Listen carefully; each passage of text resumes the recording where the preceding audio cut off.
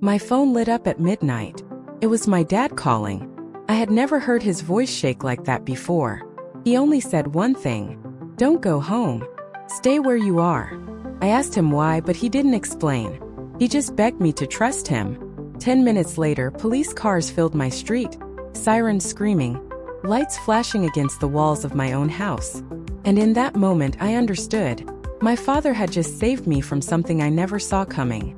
Before we continue, don't forget to subscribe to the channel for more real stories like this. And let me know in the comments where you're watching from. My name is Emily Carter. I'm 27 years old, and I work as a nurse at a small community hospital. I had just finished a long shift that night, 12 hours on my feet, exhausted, thinking about nothing but my bed. I live alone in a quiet neighborhood, the kind of place where nothing ever happens and people leave their doors unlocked. Or at least that's what I thought. My dad's name is Daniel. He's a retired firefighter, a man who has always been protective, the kind of father who never stops checking in, even when I insist I'm fine. My mom, Linda, is softer, more emotional, always worrying too much. My younger brother, Ethan, is the funny one who lightens the mood in our family. But my dad, he is different. When he says something, he means it. He has always told me, "If I ever tell you to trust me, don't question it." As I drove toward my street that night, everything felt unusually quiet. Street lights flickered, and a heavy silence hung over the neighborhood. I didn't think much of it, at least not until the call came. My dad's voice was shaking when he told me to stay away from my own home. In that moment, I didn't understand why, but I was about to find out just how right he was. Sitting there in my car at the gas station, my heart started racing. My father's words were still ringing in my ears. "Don't go home. Stay where you are. Please trust me." I had never heard him sound like that. This was a man who had run into burning buildings for a living, a man who never flinched at danger. And now his voice was breaking like he was holding back panic. I stared at my house from the distance, just a few streets away. Part of me wanted to believe it was nothing, that maybe my dad had overreacted, but another part of me knew he wouldn't call me like this unless something was truly wrong. I gripped the steering wheel and argued with myself. Why would he say that? Was there a fire? Was someone hurt? I thought about calling my mom, but I was too afraid she wouldn't know anything, or worse, that she might say something that would make me even more nervous. My dad kept calling back. Every time I picked up, his voice was urgent but short. He didn't explain. He only repeated the same words. "Stay where you are, Emily. Please don't move until I say it's safe." I started to feel trapped between two choices. One side of me wanted to turn the car around and drive straight to my house just to prove everything was fine. I hated feeling helpless. The other side of me remembered all the times my dad's instincts had been right. He had once pulled me out of a lake seconds before lightning struck it. He had once stopped our family from getting into a car he swore felt wrong. And later we learned the brakes were failing. He had always had a way of sensing danger before it happened. Still, this was different. This was my home. And if something was happening inside, I needed to know. I turned off my engine and sat in the dim glow of the gas station lights. My reflection in the windshield showed a pale, shaking version of myself. I had worked with patients who came into the hospital in moments of crisis, but I never thought I'd feel that kind of fear for my own life. My phone buzzed again and I answered. "Dad, you're scaring me. Please just tell me what's going on." There was a pause. Then his voice came back. Quiet but firm. "Emily, listen to me. If you go into that house, I don't know if I'll see you again. Stay there. The police are on their way." My stomach dropped. My own house. My safe place. I looked back at the street where I lived. It was so calm, so ordinary. And yet something about the way he said those words made me feel like a shadow was already waiting behind my door. Minutes crawled by like hours. Every sound around me made me jump. The hum of the gas station sign. The distant bark of a dog. The passing headlights of cars that seemed to move too slowly. I thought about getting out and walking closer just to peek and see what was happening. But I couldn't shake the image of my dad's voice cracking with fear. Then I heard them, the faint wail of sirens. At first it was only a hum, but it grew louder and louder until the sound filled the night. I sat frozen as police cars raced past the gas station and turned straight down my street.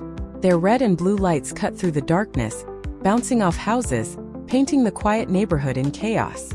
My heart pounded so hard I thought it would burst. I grabbed my phone again. "Dad, the police are here. What's happening? Please, I can't take this." He answered quickly, his tone steady now but heavy. "Emily, I'll explain soon. Right now I just need you safe. That's all that matters. Trust me." Tears filled my eyes. Trust him.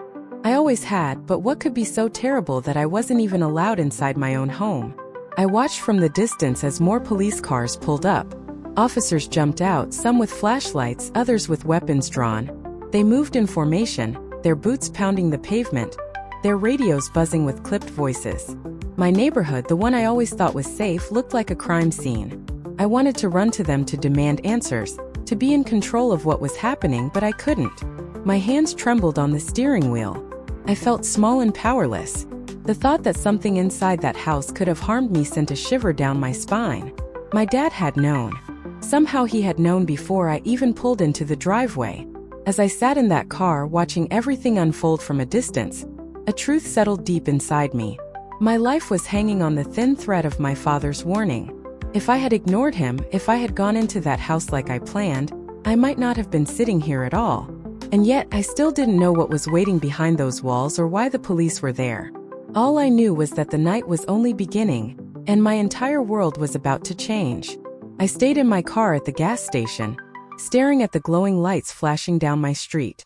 My entire body felt locked in place, my mind spinning with questions I couldn't answer. I wanted so badly to drive forward, to rush to the house I had worked so hard to make into a home, but my dad's warning held me down like invisible chains. This was the first time in my life that I truly felt that stepping forward might cost me everything. I pressed the phone tighter against my ear as my dad spoke again. His voice was calmer now, but that calm was heavy, like it carried the weight of something awful he wasn't ready to tell me. "Emily, you have to listen. Don't try to be brave right now. Bravery could get you killed. You staying put is the only reason you're still safe." My throat tightened. "But Dad, what's happening? What's inside my house?" He paused. I could hear him breathing hard, like he was pacing the floor. Then he said, "I can't tell you yet. Not until the police clear it, but promise me, don't move until I say." I pressed my forehead against the steering wheel, tears slipping down my face. I felt like a child again, caught between fear and trust. But I whispered, "I promise." Those next minutes stretched like hours. I could see shadows of officers moving across my street, flashlights sweeping through windows, beams of light slicing through the dark. Their radios crackled, and even though I couldn't make out the words, the tone was sharp and urgent. Something was definitely wrong. Something bad enough that I wasn't allowed within 100 feet of my own house. For a moment, anger started bubbling inside me. Why wouldn't anyone tell me what was going on? It was my house, my life. I had every right to know. My hand shook as I almost turned the key in the ignition, ready to drive closer and demand answers. But then my phone buzzed again, and my dad's voice came through with words that froze me where I sat. "Emily, if you had walked into that house tonight, I don't think you'd still be alive right now."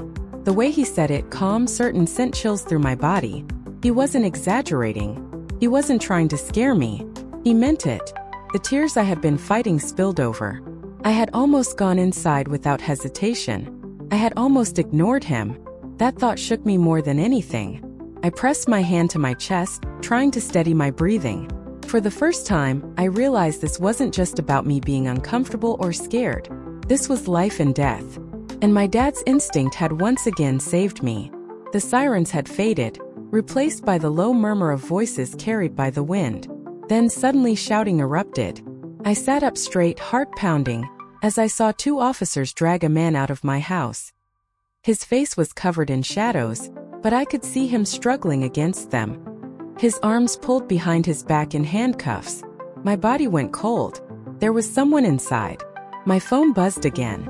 It was my mom this time, her voice cracking with panic. "Emily, are you okay? Please tell me you're not near the house." "I'm at the gas station," I answered quickly. "Dad told me to stay." She sobbed in relief and I could hear her whisper, "Thank God." I looked back at the scene unfolding. Police officers were swarming my yard.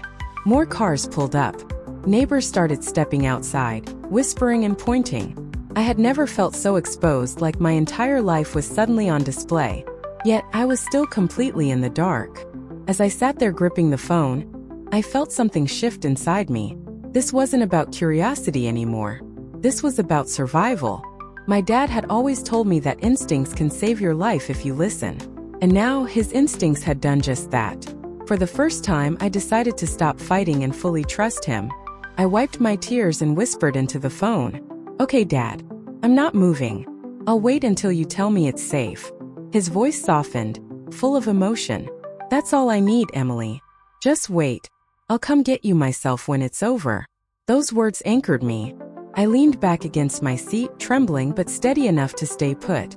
I didn't know what nightmare had just been pulled out of my house, but I knew one thing for sure. If I had ignored his call, I might not be here to tell this story. The turning point wasn't dramatic action or running into danger. It was the choice to trust, to sit still when every part of me wanted to move, to believe my father even when I didn't understand why. And in the end, that decision made the difference between walking into a trap and staying alive long enough to see the truth revealed. From the gas station, I could see my entire street flashing in red and blue. Neighbors had come out in their pajamas, whispering and pointing as police swarmed my yard. I sat frozen, clutching my phone, barely breathing as I tried to make sense of what I was seeing. When the officers dragged a man out of my front door, my stomach dropped. There was really someone in my house hiding, waiting. Even from a distance, I could see his wild eyes darting back and forth, his clothes torn, his arms pinned behind him in handcuffs. He wasn't just a burglar looking for cash. There was something different about the way he looked, something deliberate and unsettling. My whole body went cold as I realized how close I had been to walking inside while he was there. I whispered into the phone, "Dad, I see them. They have someone. Who is he? What was he doing in my house?" My father's voice was steady but full of pain. "Emily, stay calm. The police will explain soon, but I need you to know. You did the right thing by listening. If you had walked in tonight, he would have been waiting for you." Waiting for me? The words echoed in my head, sharp and heavy. This wasn't random. This wasn't bad luck. This was personal. A few minutes later, one of the officers broke away from the scene and walked toward my car. His face was serious, but he softened when he saw me trembling in the driver's seat. He leaned down and said, "Miss Carter, you're safe now. We've cleared the house." I gripped the steering wheel tighter. Who was he? What was he doing in my home? The officer hesitated, then finally answered, "We found evidence that he wasn't there to rob you. He had been following you for weeks. Inside, we found photos of you printed out, some cut from social media, some taken without you noticing. He laid them out across your coffee table. He had a knife hidden under the couch cushions. If you had walked in tonight, we don't think you would have walked back out." My chest tightened as his words sank in. My legs felt numb, my vision blurry with tears.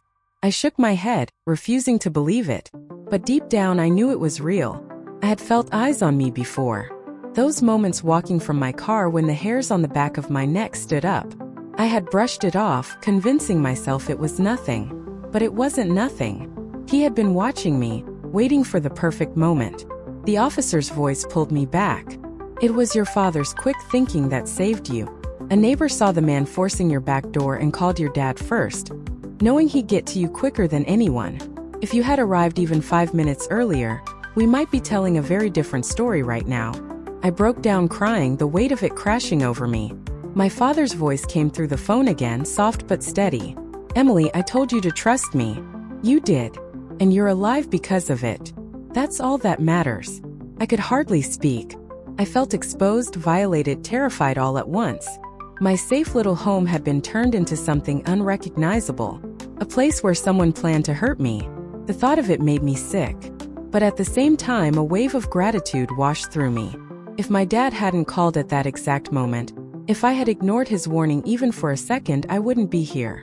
As the police carried the man away, I caught one last glimpse of him. He turned his head just enough that I saw his eyes. They were cold, empty, and fixed on me. A shiver ran through my body as I realized this wasn't over in my mind, no matter what happened to him. That image would stay with me forever. One of the officers asked if I wanted to go inside to see the evidence they had found, but I couldn't. I shook my head and said, "Not tonight. I can't. My home no longer felt like mine. It felt like a trap that I had almost walked into, a place where danger had been waiting in the shadows. I stayed at the gas station until my dad arrived in his truck. When he stepped out and pulled me into his arms, I finally let go of all the fear I had been holding inside. He held me tight, whispering, "You're safe. That's all that matters. You're safe." That night, everything changed. My father's call, my decision to trust him, and the arrival of those flashing lights had drawn a line in my life. On one side was the world I thought I lived in, safe, predictable, ordinary. On the other side was the truth. Danger can wait for you in the most familiar places. And sometimes the only thing standing between life and death is the voice of someone who loves you enough to be believed. The next morning, I woke up at my parents' house. I had barely slept a few hours, my body too tense, my mind replaying every detail of the night before. When I opened my eyes, the first thing I saw was my mom sitting in the chair beside the bed. Her face was pale, her eyes swollen from crying. She reached for my hand and whispered, "You scared us so badly, Emily. I don't know what I would have done if you hadn't listened to your father." Her words made me realize the truth. This wasn't just my story. It was my family's nightmare too. My dad had been awake all night, pacing the hallway, checking his phone, waiting for updates from the police. When he finally walked into the room, he didn't say anything at first. He just pulled me into a hug, holding me tighter than he ever had before. For a long moment we stayed like that, both of us crying quietly. No words needed. Later, over breakfast, the police called with more details. The man they arrested had a long history of following women, breaking into homes and waiting for them. He wasn't there to steal money or jewelry. He was there for me. He had studied my routines, when I worked late, when I came home, even what time I usually turned off my lights. The photos laid out on my coffee table weren't just snapshots. They were pieces of a plan. The detective told me, if your father hadn't acted so quickly, things could have gone very differently. Hearing it confirmed out loud sent another chill through me. I couldn't stop thinking about how close I had come. Just minutes. If my shift had ended earlier, if the traffic lights had been green instead of red, I might have walked straight into him. That thought followed me like a shadow. For the next few days, I couldn't bring myself to go back to the house. My dad went with the police to collect some of my essentials. Clothes, documents, little things I needed. He told me not to look at the photos they found, and I listened. I didn't want those images burned into my memory. For me, it was enough to know that danger had been closer than I ever imagined. Living through something like that changes you. I started to realize how fragile the idea of safety really is. We all think our homes are our safe place, but the truth is nothing is guaranteed. And yet in that fear, I found something stronger. Trust. My father's voice. The urgency in his words was what kept me alive. If I had doubted him even for a second, I wouldn't be here. In the days that followed, friends and neighbors reached out. Some sent flowers, others brought food. Everyone kept saying how lucky I was. But it didn't feel like luck. Felt like love. The kind of love that makes a father pick up the phone at midnight and do whatever it takes to protect his daughter. I remember sitting on the porch with my dad a few nights later. The air was cool, the sky scattered with stars. I finally asked him the question I had been holding inside. Dad, how did you know? How did you know I couldn't go home? He looked at me, his face serious but gentle. Because I know you and because I trust my gut. Your neighbor called me instead of you because she knew I'd keep you calm. When I heard the fear in her voice, I didn't have time to explain. I just had to keep you away until help arrived. I sat there quietly, letting his words sink in. I realized then that his call wasn't just instinct. It was love in its purest form. Now, weeks later, I'm slowly starting to rebuild my life. I've moved into a new place, one with stronger locks, security cameras, and alarms. It's not just about walls and doors anymore. It's about peace of mind. But no matter how safe I make my new home, I know that night will stay with me forever.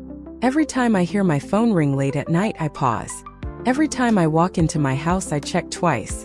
And every time I think about ignoring a warning, I remember that promise I made at the gas station to trust my dad no matter what. The lesson I carry with me is simple but powerful. Sometimes the people who love you see the danger before you do. Sometimes you have to let go of your need for answers and just listen. That trust can mean the difference between life and death. So here I am telling you this story not just because it happened to me, but because I want you to remember it too. Pay attention to the people who love you. Don't brush off their warnings because one day their words might save your life just like my dad's did for me. If you found this story powerful, make sure to subscribe to the channel for more real-life stories.